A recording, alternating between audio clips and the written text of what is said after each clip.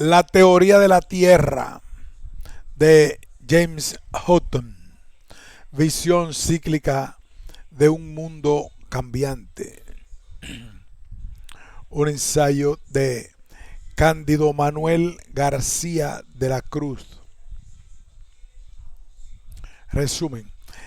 Se describen los aspectos fundamentales de la teoría de la Tierra de James Hutton. Un planeta como mundo máquina, creado para ser morada de la humanidad, donde el calor interno y no el agua es el responsable de todas las transformaciones que sufre la materia. Esta está sujeta a leyes, procesos y causas naturales, cuya actuación gradual y uniforme proporciona los cambios a largo alcance de un tiempo cíclico e indefinido en el sistema de decadencia y renovación de la superficie terrestre. Se analizan asimismo las ideas sistemáticas de Hutton, más en relación con Alfred N. Whitehead y Ludwig von Bertalanffy, que con James Lovelock. Se presenta, por otro lado, la traducción castellana de las versiones de 1785 y 1788, así como la de un prefacio inédito de esta última.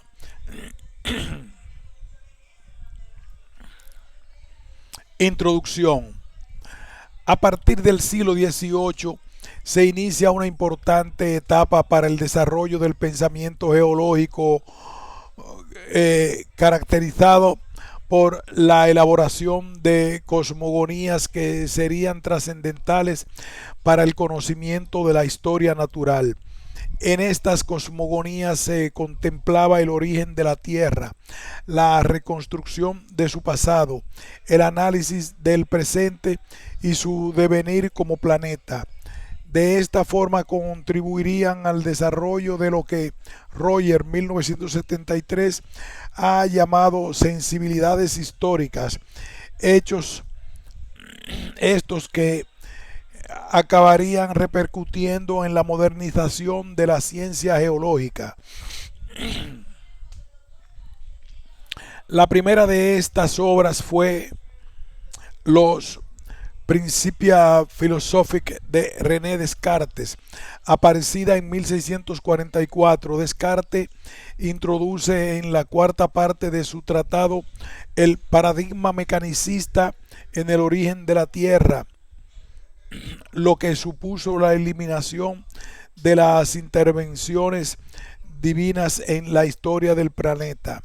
Esto provocó en los siglos siguientes una avalancha de cosmogonías que en gran medida rectificaban, contradecían o se oponían al modelo cartesiano para hacerlo compatible con la Biblia. En 1861, Thomas Burnett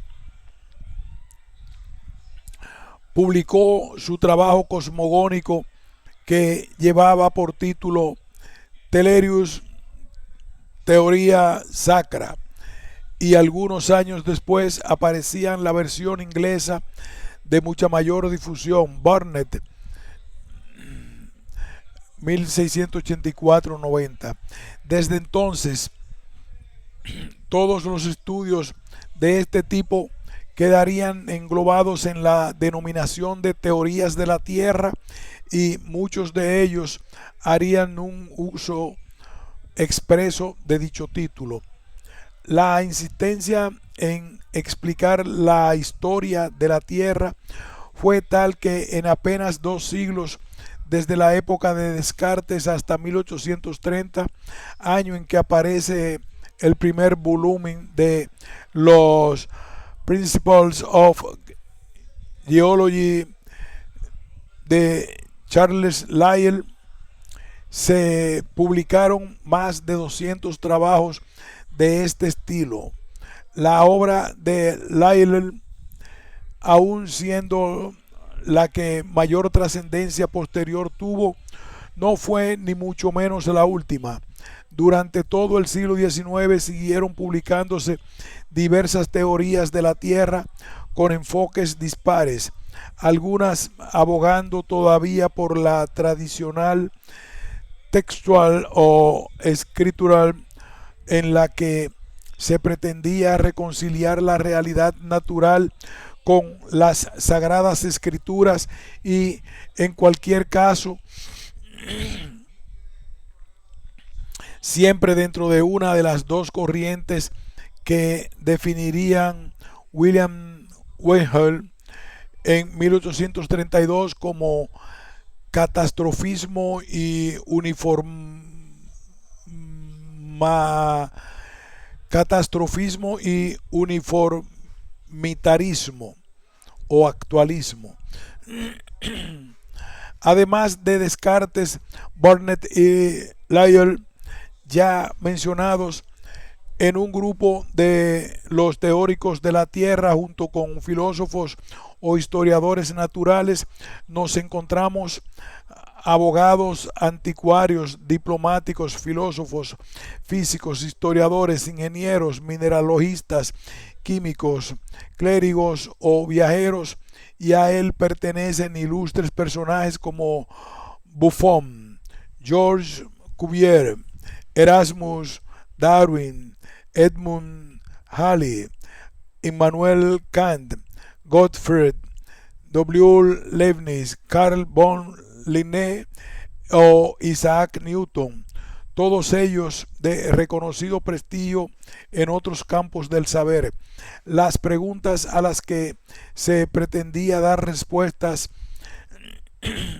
estaban por lo general siempre en relación con la edad de la Tierra y del universo, el origen de las montañas, el tempo o modo de los cambios que había sufrido el planeta, la posibilidad de definir los modelos de cambio mediante un estado estacionario, cíclico, secuencial o direccional, el orden natural de dichos cambios, la dependencia del presente en función de acontecimientos del pasado, su contingencia y posibilidad de reconstrucción, la existencia o no de una cierta predisposición o determinación en el diseño o el resultado final de estas transformaciones.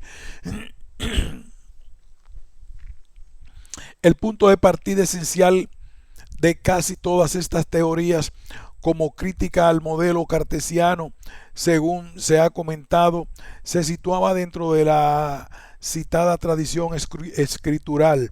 Para ello se defendían, por ejemplo, los principios de la religión natural, Wilkins, 1775, la sabiduría de la creación, Ray, 1691, o la verdad y las excelencias de la Biblia, Gros, 1701. La obra que mayor relevancia tuvo en este sentido, sin duda, fue la mencionada por Thomas Burnett, en la que su autor deja claro que el primer momento de esta teoría puede llamarse sagrada porque no está basada en la fisiología común de la Tierra ni en los cuerpos que la componen, sino en las vueltas del destino y las sagradas escrituras.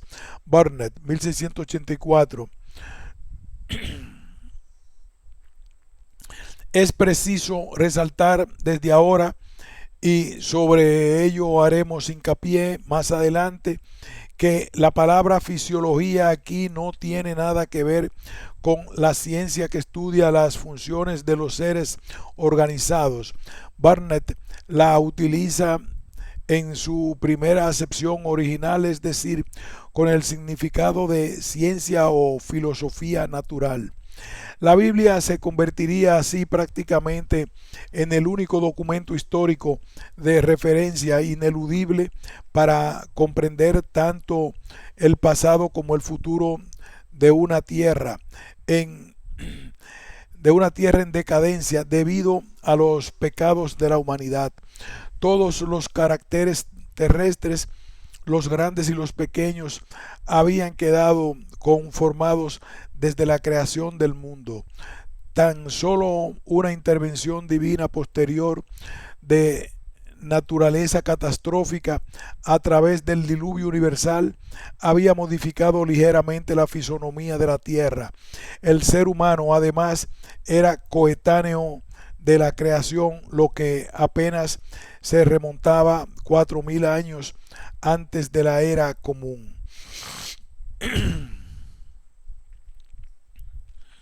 Casi todas las teorías hasta 1785, salvo algunos trabajos muy excepcionales, estaban enmarcados en la corriente catastrofista. A esto no hay que darle un sentido peyorativo. Por el contrario, es preciso reconocer que la capacidad de observación e interpretación de muchos de estos autores, con independencia de su ideología y especulación de índole religiosa, superaba con creces a las de otros investigadores pretendidamente más científicos. En 1785, un siglo después de la aparición de la obra sacra de Burnet, se presentó la Theory of the Earth de James Hutton, que había empezado a elaborar desde mediados del siglo XVIII. Sin duda, no fue una más dentro de la ciencia, especialmente si tenemos en cuenta que demarcaba por completo de la mencionada tradición escritural. En el plano historiográfico, su trabajo constituía un hito importante en el campo científico dentro de la intelectualidad general de su época, en la que, como ha señalado McIntyre 1997-1999, no se debería perder de vista el trasfondo sociopolítico de la Escocia del siglo XVIII para entender mejor ese ambiente que permitió a James Hutton desarrollar su gran contribución a la modernización de la ciencia geológica. En los párrafos que siguen describiremos brevemente los aspectos fundamentales de su teoría de la Tierra y analizaremos algunas ideas importantes que nos permitirán profundizar mejor en su filosofía. La teoría de la Tierra, 1785-1788, de James Hutton. La teoría de la Tierra de Hutton fue presentada inicialmente en la Royal Society de Edimburgo en 1785. Este mismo año apareció un resumen, sección 1 de la traducción, de forma anónima, y 3 años después, en 1788, se publicó completa, sección 3 de la traducción, en las Transactions de dicha institución, aunque había circulado con anterioridad como publicación independiente una memoria, sección 2 de la traducción, descrita a modo de prefacio para esta última versión, así como el texto revisado de William Robertson, nunca llegaron a publicarse. El primero por motivos esencialmente religiosos y el segundo porque Hutton nunca lo aceptó como tal prefacio. Esta versión de 1788 de su teoría está dividida en 4 partes. En la primera de ellas esboza un tema que va a desarrollar en las otras 3. En esta perspectiva inicial, Hutton hace explícitos los principios fundamentales de su teoría. La Tierra es una máquina creada por el autor de la naturaleza con sabiduría y benevolencia. 2. Existe un fin último en esta creación: hacer de la Tierra un planeta habitable, en especial como morada para el ser humano. 3. El funcionamiento de la Tierra está controlado por principios químicos y mecánicos en una serie de procesos naturales que dependen exclusivamente de las causas que actuaron por igual tanto en el pasado como en el presente. Cuarto, la Tierra es algo más que una simple máquina, es esencialmente un sistema complejo en el que interactúan a su vez tres sistemas inertes y uno viviente. En dicho sistema existe un poder reparador o reproductor, razón por la cual es posible compararlo con un cuerpo organizado. Quinto, existe un mecanismo cíclico de decadencia-restauración de la tierra firme. En este, el fuego del interior del planeta y no el agua juega el papel fundamental tanto en la consolidación de los estratos en el fondo del mar como en la fuerza que provocan el levantamiento de las nuevas masas continentales. 6. El tiempo es la medida de todo. El curso de la naturaleza no puede estar delimitado por el tiempo, sino que está inmerso en una sucesión interminable sin principio ni fin. Cuando Hutton describe las causas naturales que explican la consolidación de los estratos del globo, segunda parte, establece una comparación entre los procesos de solidificación de la acción del agua y aquellos en los que interviene el fuego. Hasta este momento, las explicaciones causales dentro de la corriente neptunista versaban sobre la importancia del agua y concretamente el diluvio bíblico como responsable de la disolución de los materiales terrestres y su posterior depósito y consolidación. Sin embargo, Hutton aporta numerosas pruebas estratigráficas, petrológicas y mineralográficas en defensa de su idea plutonista sobre la intervención del calor subterráneo. La existencia de dicho calor, cuyo verdadero origen nunca llega a describir, lo enmarca a Hutton en sus principios teleológicos de crear un sistema firme como morada de los seres vivos, entre ellos la especie humana. Sus observaciones como agricultor hacen que Hutton considerase correctamente el suelo como fruto de la destrucción de los materiales sólidos que conforman la tierra, pero además estos residuos eran transformados por los agentes geológicos hacia el mar, donde quedaban depositados.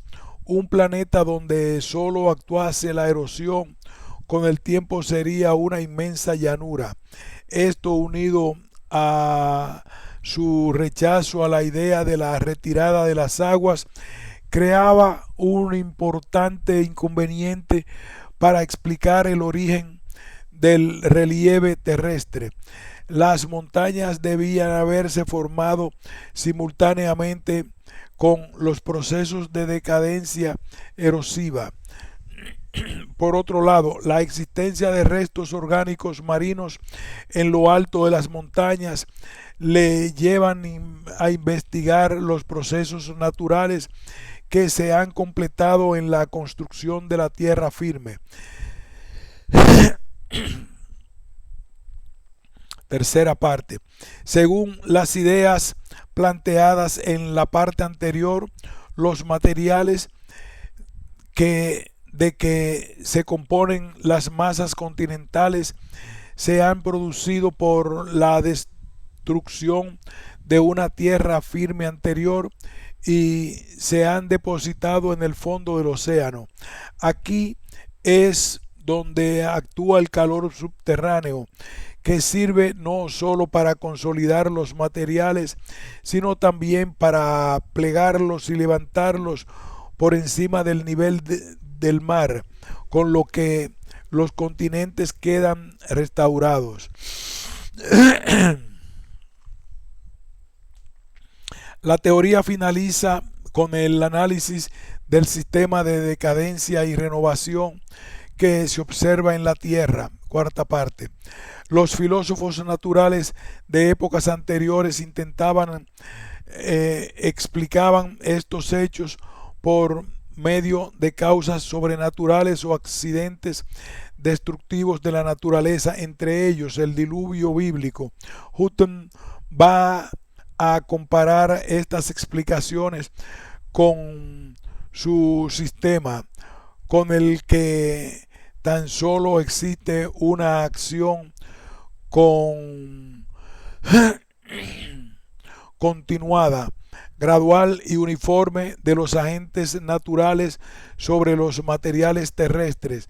Así, la teoría huttoniana solo acepta las causas actuales y por lo tanto conocidas, en las que impera una regularidad en los mecanismos de la naturaleza para ocasionar los cambios en los que además es posible percibir sabiduría, orden y benevolencia en el plan por parte de su autor.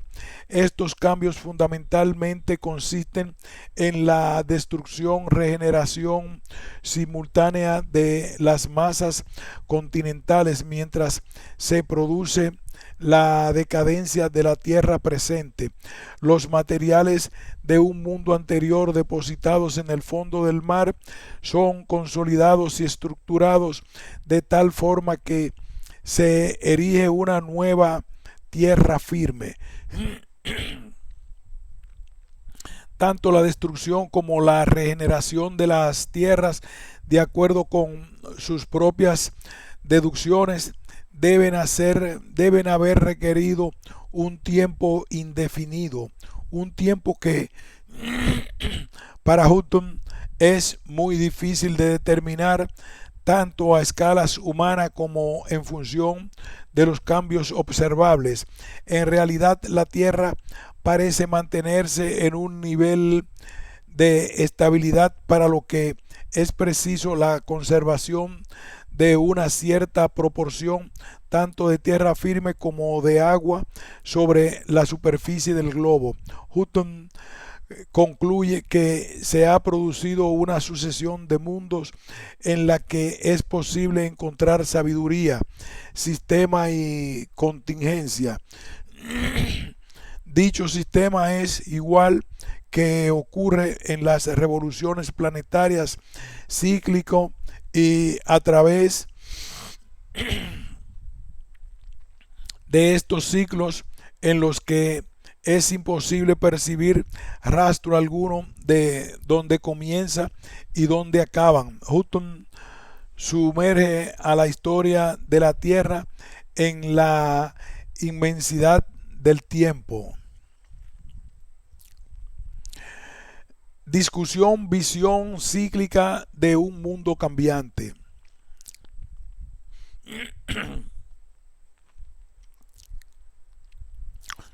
Visión paradójica, escepticismo, teología y plan. La teoría huttoniana es heredera del escepticismo planteado por diferentes autores, entre ellos Nicolás Streno, Robert Hooke, Benoit de Moillet y O. Buffon, sobre el principio de homogeneidad en la naturaleza y por lo tanto sobre el fijismo y el permanentismo estructural. Aunque en el caso de Hutton esta crítica se hace más patente aún. Se defiende no solo la idea de cambio, sino que introduce una metodología científica capaz de rastrear y reconstruir las transformaciones que ha sufrido la Tierra a lo largo de ciclos que se pierden en un tiempo indefinido. Hutton va a elaborar su teoría al margen de lo que es posible deducir de la física sagrada. Parte para ello, en principio, de la mera percepción, pero también de estudios previos, aunque no fue pródigo en aclarar sus fuentes. La realidad no es tan solo lo que aparece a simple vista, sino que queda perfectamente enmarcada en un prisma ideológico bien establecido que le permite hacer corresponder los constructos simbólicos que va elaborando con los hechos y las observaciones. En el caso de la ideología de Hutton, además del actualismo que se hace explícito a lo largo de todo el trabajo, también sobresale el principio de uniformidad y la visión cíclica de la naturaleza. Al igual que en estas muchas teorías de la Tierra, en la de Hutton existe una propositividad prefijada más que evidente, tal y como aclararía su amigo e intérprete John Playfair en las Illustrations of the Huttonian Theory of the Earth. La finalidad de la teoría huttoniana consistía en trazar la serie de revoluciones que había sufrido el globo y establecer además las conexiones de todas las huellas de los cambios que se encuentran en el reino mineral. Esto era posible porque en los estratos de la Tierra que podían descubrir pruebas de materiales que existieron con anterioridad como elementos o cuerpos y que fueron destruidos antes de que crearan aquellos materiales de los que forman parte en la actualidad. A través de la comprensión de estas ideas, a su vez, es posible identificar los diferentes conceptos que comprenden la noción de tiempo y que ya han sido analizados por Pedrianchi 1993. La teoría huttoniana constituye una cierta medida un buen ejemplo de la supervivencia de la concepción aristotélica del universo. A partir de 1620, con el nuevo instrumento baconiano, se tendió a sustituir esa concepción descriptiva y metafísica por otra de corte positivista. Sin embargo, la herencia de Aristóteles continuó ejerciendo su influencia y en la práctica no llegó a eliminarse completamente. Esto lo vemos en Hutton con su claro planteamiento teológico.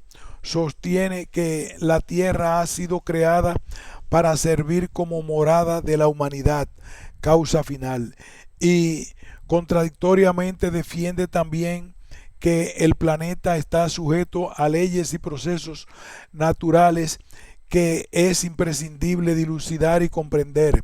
Vemos así que en la filosofía huttoniana cohabitan las causas finales y las causas eficientes, en la que además se pone de manifiesto una fe inexpugnable en que cada hecho concreto puede relacionarse con sus antecedentes de una forma perfectamente definida de acuerdo con unos principios generales. El argumento favorito de los pensadores del siglo XVIII a favor de Dios era el del diseño.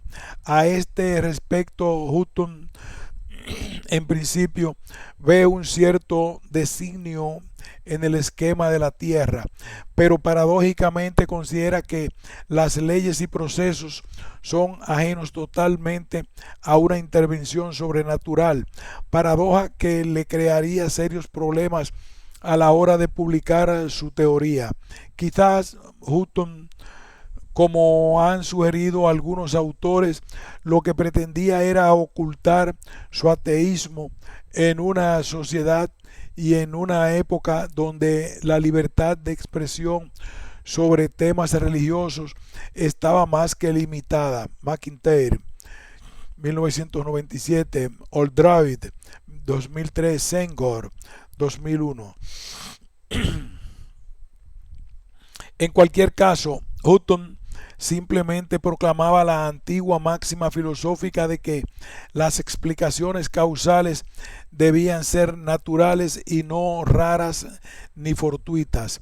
Este mismo postulado actualista lo vamos a encontrar en numerosos autores, desde los clásicos grecolatinos, pasando por el Renacimiento hasta llegar a la Ilustración y, por supuesto, en los siglos siguientes hasta el presente. Pero quizás incluso no sea necesario siquiera investigar los antecedentes del pensamiento huttoniano en Ciencia Nueva, obra fundamental y de gran proyección intelectual de Giambattista Vico, uno de los padres de la historiografía moderna. Podemos leer: otra propiedad de la mente humana es que cuando los hombres no pueden hacerse idea de las cosas lejanas y no conocidas, las consideran según las cosas que les son conocidas y presentes, que sin duda es la confirmación de que el actualismo es inherente a la racionalidad humana. Visión sistemática, mecanicismo, holismo e hipótesis organísmica. La filosofía huttoniana forma parte del mecanicismo que se gestó a través de los trabajos precedentes de Descartes, Galileo, Bacon y Newton, pero no nos referimos solo a su teoría de la Tierra, porque el mecanicismo impregnó prácticamente casi todos los ámbitos del conocimiento. En su disertatio físico-médica, trabajo sobre la circulación de la sangre, con el que se doctoró en medicina en 1749, Hutton se llega a preguntar si un animal puede ser considerado como una máquina electrificante. Potesnen animal machine electrificantis species examinari, Hutton, 1749, y Donovan, paréntesis, 1980. En cuanto a su visión mecanicista del planeta, las leyes naturales son las que condicionan el funcionamiento del mundo máquina, en el que la materia está en permanente cambio. La Tierra sufre una serie de revoluciones que transcurren en una sucesión interminable de ciclos graduales y uniformes, en los que no es posible percibir ni principio ni fin. Estos ciclos reflejan el perpetuum móvil anhelado por la filosofía natural de la época e inherente a esa nueva forma de ver el universo. Quizás Hutton estaba pensando en la visión del destino de los clásicos griegos, transformada en la propia visión de la ciencia, según la cual el destino impulsa implacablemente los acontecimientos a su desenlace ineludible. También es posible enmarcar estos ciclos en la antigua idea del mito del eterno retorno, en el que el cosmos, orden y el caos desorden. Se suceden indefinidamente, repitiéndose los mismos arquetipos estructurales que conducen, en el caso de la Tierra, a un estado de equilibrio o estabilidad aparente.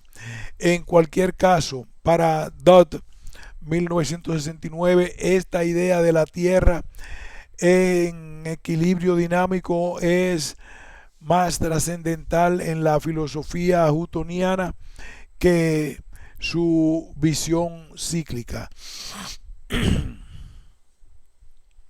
Por otro lado, además de esta visión positivista, Hutton posee también una idea sistemática, holística o global de la Tierra. Esta idea aparece ya en el título de su versión de 1785 y nos remitirá a reconocer en su teoría un claro precedente de la hipótesis organísmica propuesta en los años 1920 por Alfred N. Whitehead y Ludwig von Bertalanffy, y que algunas décadas más tarde daría lugar a la teoría general de sistemas de Bertalanffy y Whitehead, 1925. La Tierra, desde su punto de vista newtoniano, es una compleja máquina constituida a su vez por cuatro sistemas, tres de ellos inertes, rocas, agua y aire, y uno viviente, seres vivos, cuya interacción determina la consecución del fin propuesto, hacer el planeta un mundo habitable. La introducción en el campo de la geología de esta idea de sistema le va a permitir a Hutton explicar los ciclos de decadencia, renovación que constituyen una de las piezas clave de su filosofía. Esta hipótesis organísmica u holística en el lenguaje moderno sugiere que la naturaleza se compone de jerarquías constituidas a su vez por niveles autónomos de totalidad y organización. Dichas jerarquías, denominadas sistemas, se definen como conjuntos organizados de elementos que interactúan mutuamente o son interdependientes, formando un nuevo complejo, identificable y distinto. Podemos remontarnos hasta Aristóteles para recordar la máquina de que el todo es superior a la suma de sus partes. En última instancia, como afirma Bertalanffy, el concepto de sistema no es otra cosa que una expresión moderna que engloba interrogantes permanentes planteados y discutidos durante siglos. Sin embargo, aunque considera la Tierra como una máquina, en un momento de su discurso se hace un planteamiento que ha conducido a un error persistente durante las últimas décadas. Hutton se pregunta si, además de máquina, es posible considerar el planeta también como un cuerpo organizado.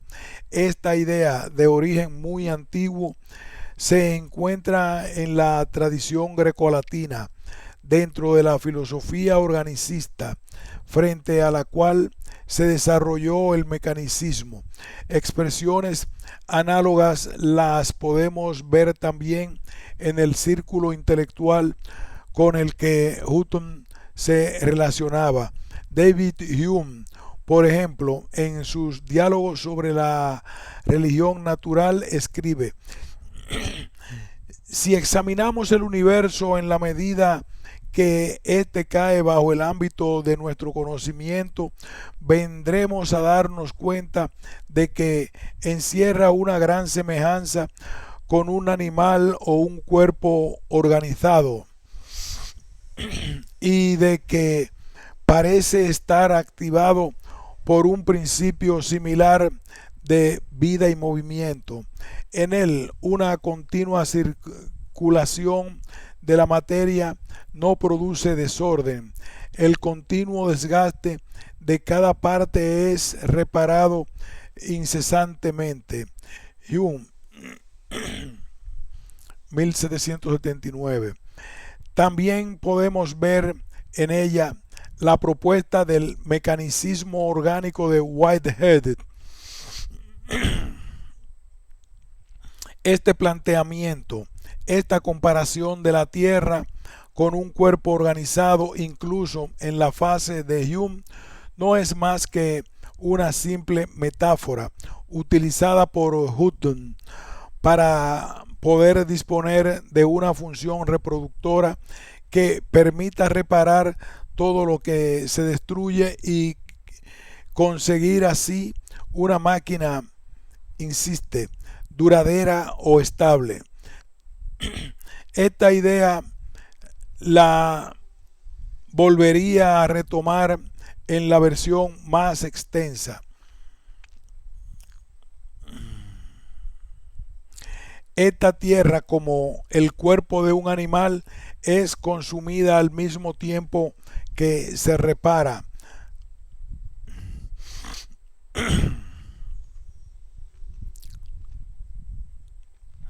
Visión organicista de Hutton a Gaia. La comparación citada en el apartado anterior de la Tierra con un cuerpo organizado que realiza Hutton en su primera parte de su versión de 1788 y que no aparece en la de 1785, se ha interpretado por algunos autores, siempre en referencia a la citada versión, en el sentido que afirma que el científico escocés consideraba la Tierra como un superorganismo y que la ciencia más apropiada para su estudio era la fisiología. Esto, por razones que no hace falta justificar, se ha visto como un claro antecedente de la hipótesis de Gaia. McIntyre, 1963, Lovelock, 1988. Esta supuesta afirmación de Hutton, que lo ha convertido pues en un precursor de la mencionada hipótesis, es algo más que una metáfora, tal y como lo interpreta Knoll, 2003. Simplemente Hutton nunca hizo estas afirmaciones en la versión de referencia de su teoría de la Tierra. Ya hemos comentado anteriormente la cuestión del cuerpo organizado, en la que vemos exclusivamente una comparación y nunca esa supuesta equivalencia. En cuanto al método para estudiar la Tierra, Hutton jamás emplea la palabra fisiología. Es más, recurre siempre a la palabra filosofía natural o a la historia natural. Incluso si así hubiera sido, como de hecho ocurre en diferentes partes de la versión de 1795, siempre utiliza el término fisiología en su primera acepción, de acuerdo con su etimología del griego physis, naturaleza, y logos, ciencia, en referencia indiscutible a filosofía o ciencia natural. Con este significado aparece reflejada en numerosas obras, por ejemplo, casi un siglo antes en The Magnet de William Gilbert, 1600, y también la utiliza Burnett en su teoría sagrada de la Tierra, como se comentó en la introducción. Nunca la emplea en el sentido de la ciencia que trata del funcionamiento de los cuerpos orgánicos. Por último, si la idea pretendidamente organicista de Hutton hubiese sido fundamental en su teoría, la habría recogido sin duda su intérprete oficial John Playfair en la ya citadas ilustración. Sin embargo, en esta obra en ningún momento se hace referencia a la Tierra como cuerpo organizado y mucho menos como un superorganismo. Solo brevemente o volviendo a la metáfora, se compara el equilibrio en que se encuentran las fuerzas que tienden a conservar la superficie terrestre y las destructivas, como si fueran respectivamente las fuerzas de la vida y de la muerte. Playfair. Así pues, el término geofisiología no tiene nada que ver con la filosofía huttoniana. Conclusión. A pesar de las dificultades que tuvo Hutton para divulgar su teoría de la Tierra, debido fundamentalmente a su farragoso estilo, sin ninguna duda, su trabajo constituyó un hito importante para el desarrollo de la ciencia geológica. Su procedimiento, lleno de paradojas y a veces también de contradicciones, en principio fue más especulativo y observacional que experimental, pero esto no le impidió abrir una brecha importante en la investigación geológica al desembarazarse de la tradición escritural. Con sus planteamientos plutonistas y considerando la Tierra como una máquina, resolvió con habilidad cuestiones que el neptunismo o bien no podía o se veía obligado a ignorar. A través de ciclos de destrucción, regeneración, emergió a la historia de la Tierra en una nueva dimensión temporal, pieza clave que acabaría con la concreción del tiempo geológico. Hutton recuperó asimismo una antigua visión holística del planeta, lo que le sitúa entre los más notables antecedentes de la hipótesis organísmica y por lo tanto de la teoría general de sistemas más que de organismo de Gaia, con el que realmente tiene poco que ver. Fin de este ensayo.